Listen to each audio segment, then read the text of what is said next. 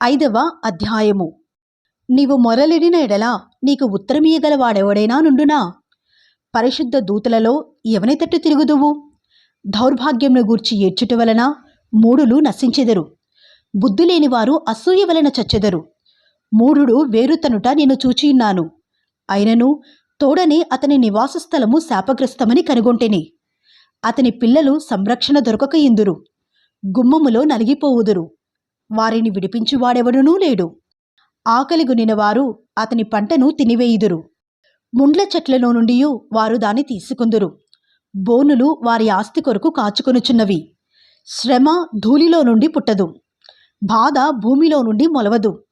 నిప్పురవ్వలు పైకి ఎగురునట్లు నరులు శ్రమానుభవమునకే పుట్టుచున్నారు. అయితే నేను దేవునిని ఆశ్రయించుదును, దేవునికే నా వ్యాజ్యమును అప్పగించుదును. ఆయన పరిశోధింపజాలని మహాకార్యములను, లెక్కలేనన్ని అద్భుత క్రియలను చేయువాడు. ఆయన భూమి మీద వర్షము కురిపించువాడు, పొలముల మీద నీళ్లు ప్రవహింపచేయువాడు. అట్లు ఆయన దీనులను ఉన్నత స్థలములలో నుంచును, దుఃఖపడు వారిని క్షేమమునకు లేవనెత్తును. వంచకులు తమ పన్నాగములను నెరవేర్చనేరకుండా ఆయన వారి ఉపాయములను భంగపరచును.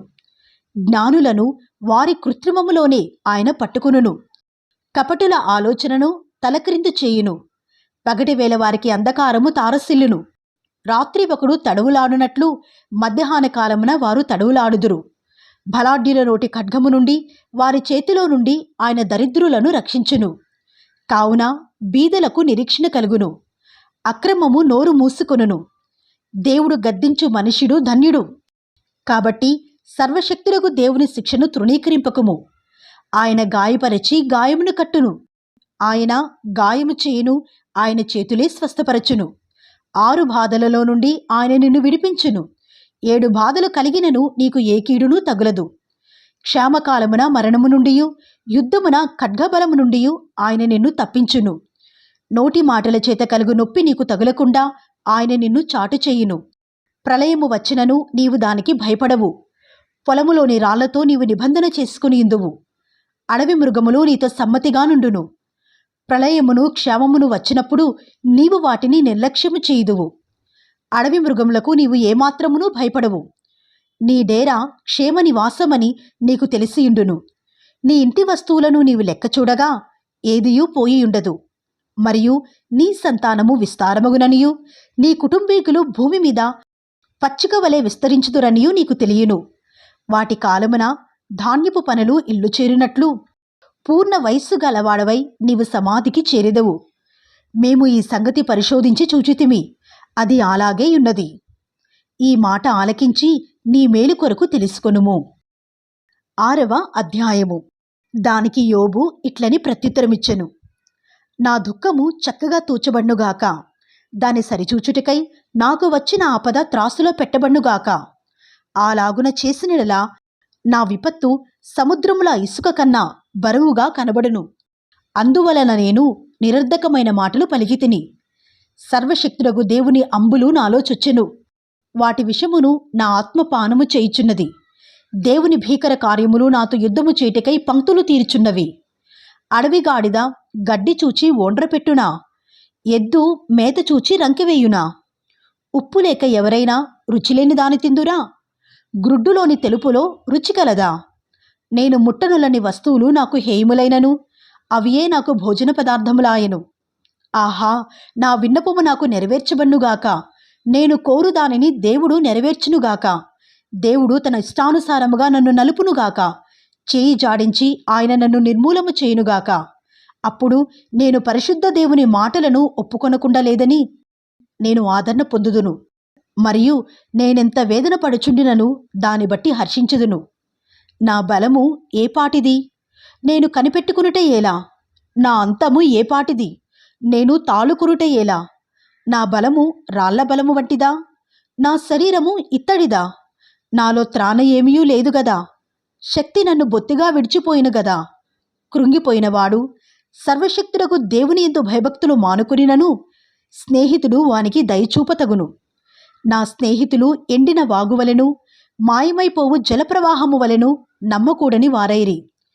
మంచుగడ్డలుండుట వలనను హిమము వాటిలో పడుట వలనను అవి మురికిగా కనబడును. వేసవి రాగానే అవి మాయమైపోవును. వెట్ట కలుగగానే అవి తమ స్థలములను విడిచి ఆరిపోవును. వాటి నీళ్లు ప్రవహించు దారి త్రిప్పబడును. ఏమీయూ లేకుండా అవి ఇంకిపోవును. సమూహముగా ప్రయాణము చేయు తేమావర్తకులు వాటిని వెతుకుదురు. షేబావర్తకులు వాటి కొరకు కనిపెట్టుదురు. వారు వాటిని నమ్మినందుకు అవమానం పొందుదురు. వాటి చేరువకు వచ్చి కలవరపడుదురు. అటువలే మీరు లేనట్టుగానే ఉన్నారు. మీరు ఆపదను చూచి భయపడుచున్నారు. ఏమైనా దయచేయుడని నేను మిమ్మును అడిగితినా? మీ ఆస్తిలో నుండి నా కొరకు బహుమానమేమైనా తెమ్మని అడిగితినా? పగవాని చేతిలో నుండి నన్ను విడిపింపుడని అడిగితినా? బాధించు వారి చేతిలో నుండి నన్ను విమోచింపుడి అని అడిగితినా? నాకు ఉపదేశము చేయుడి, నేను మౌనినై ఉండెదను. ఏ విషయమందు నేను తప్పిపోతినో అది నాకు తెలియజేయుడి. యథార్థమైన మాటలు ఎంతో బలమైనవి. అయినను మీ గద్దింపు దేనికి ప్రయోజనము? మాటలను గద్దించుదుమని మీరనుకుందురా? నిరాశగలవాని మాటలు గాలి వంటివే గదా. మీరు తండ్రి లేని వారిని కొనుటకై చీట్లు వేయుదురు. మీ స్నేహితుల మీద బేరము సాగింతురు. దయచేసి నా వైపు చూడుడి. మీ ముఖమెదుట నేను అబద్ధమాడుదునా? అన్యాయము లేకుండా నా సంగతి మరల విచారించుడి. నేను నిర్దోషినిగా కనబడుదును. నా నోట అన్యాయముండునా? దుర్మార్గత రుచి నా నోరు తెలుసుకునజాలదా? 7వ అధ్యాయము. భూమి మీద నర్లు కాలము యుద్ధకాలము కాదా? వారి దినములు కూలివాని దినముల వంటివి కావా? నీడను మిగిలినపేక్షించు దాసుని వలెను, కూలి నిమిత్తము కనిపెట్టుకుని కూలివాని వలెను ఆశ లేకయే జరుగు నెలలను నేను చూడవలసి వచ్చెను. ఆయాసముతో కూడిన రాత్రులు నాకు నియమింపబడి ఉన్నవి. నేను పండుకొనున్నప్పుడెల్లా ఎప్పుడు లేచెదనా, రాత్రి ఎప్పుడు గతించునా అని అనుకొందును. తెల్లవారు వరకు ఇటు అటు పొరలుచు ఆయాసపడుదును.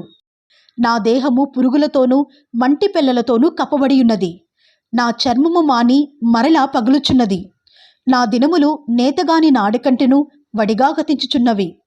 నిరీక్షణ లేక అవి క్షయమైపోవుచున్నవి. నా జీవము వట్టి ఊపిరియే అని జ్ఞాపకము చేసుకునుము. నా కన్నులు ఇకను మేలు చూడదు. నన్ను చూచువారి కన్ను ఇక మీదట నన్ను చూడదు. నీ కన్నులు నా తట్టు చూచునుగాని నేనుండకపోదును. మేఘము విడిపోయి అదృశ్యమగునట్లు పాతాళమునకు దిగిపోయినవాడు మరి ఎన్నడూనూ రాడు. అతడు ఇక ఎన్నడూనూ తన ఇంటికి రాడు. అతని స్థలము అతని మరలా నెరుగదు. కావున నేను నా నోరు మూసుకొనను. నా ఆత్మ వేదన కొలది నేను మాటలాడెదను. నా మనోవేదనను బట్టి మూల్గుచుండెదను. నేనొక సముద్రమునా, సముద్రములోని భుజంగమునా? నీవెందుకు నా మీద కావలించెదవు? నా మంచము నాకు ఆదరణ ఇచ్చును, నా పరుపు నా బాధకు ఉపశాంతి ఇచ్చును అని నేననుకొనగా, నీవు స్వప్నముల వలన నన్ను బెదిరించెదవు, దర్శనముల వలన నన్ను భయపెట్టెదవు. కావున నేను ఉరితీయబడవలనని కోరుచున్నాను. ఈ నా ఎముకలను చూచుట కన్నా మరణముందుట నాకిష్టము. అవి నాకు అసహ్యములు. నిత్యము బ్రతుకుట నాకిష్టము లేదు. నా దినములు ఊపిరివలేనున్నవి. నా జోలికి రావద్దు. మనుష్యుడు ఏపాటివాడు? అతని ఘనపరచనేలా? అతని మీద నీవు మనస్సు నిలుపనేలా? ప్రతి పగలు నీవతని దర్శింపనేలా? ప్రతి క్షణమున నీవతని శోధింపనేలా? ఎంతకాలము నీవు నన్ను చూచుట మానకుందువు? నేను గుటక వేయి వరకు నన్ను విడిచిపెట్టవా? నేను పాపము చేసితినా? నరులను కనిపెట్టువాడా, నేను నీ ఎడల ఏమి చేయగలను? నాకు నేనే భారముగానున్నాను. నీవేళ గురిపెట్టితివి.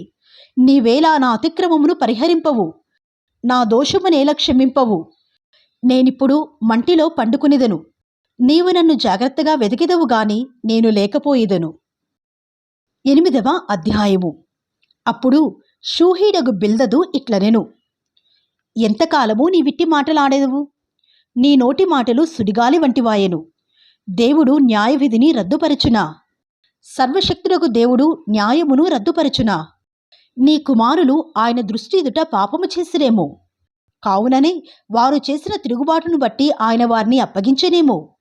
నీవు జాగ్రత్తగా దేవుని వెతికిన సర్వశక్తుడకు దేవుని బతిమాలు కొనిన ఎడలా, నీవు పవిత్రుడవై యథార్థవంతుడవైన ఎడలా, నిశ్చయముగా ఆయన నీ యందు శ్రద్ధ నిలిపి నీ నీతికి తగినట్టుగా నీ నివాస స్థలమును వర్ధిల్లజేయును.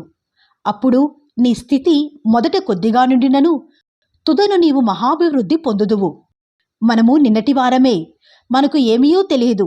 భూమి మీద మన దినములు నీడవలేనున్నవి. మునుపటి తరము వారి సంగతులు విచారించుము.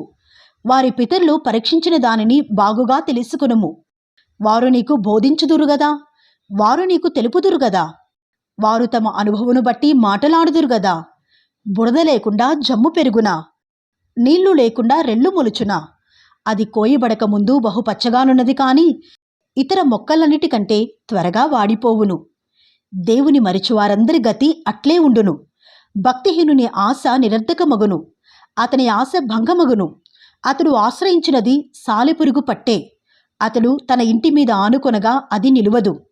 అతడు గట్టిగా దాన్ని పట్టుకొనగా అది విడిపోవును. ఎండకు అతడు పచ్చిపట్టి బలియును. అతని తీగలు అతని తోట మీద అల్లుకునును. అతని వేళ్ళు గట్టు మీద చుట్టుకునును. రాళ్లు గల తన నివాసమును అతడు తేరిచూచును. దేవుడు అతని స్థలములో నుండి అతని వెళ్ళగొట్టిన ఎడల అది, నేను నిన్నెరుగను, ఎప్పుడూ నిన్ను చూడలేదు అనును. ఇదే అతని సంతోషకరమైన గతికి అంతము. అతడున్న ధూళి నుండి ఇతరులు పుట్టిదరు. ఆలోచించుము, దేవుడు యథార్థవంతుని త్రోసివేయుడు. ఆయన దుష్కార్యములు చేయువారిని నిలువబెట్టడు. నిన్ను పగపట్టువారు అవమానభరితులగుదురు. దుష్టుల గుడారము ఇక నిలువకపోవును. అయితే ఇంకనూ ఆయన నీకు నోటి నిండా నవ్వు కలుగజేయును. ప్రహర్షముతో నీ పెదవులను నింపును.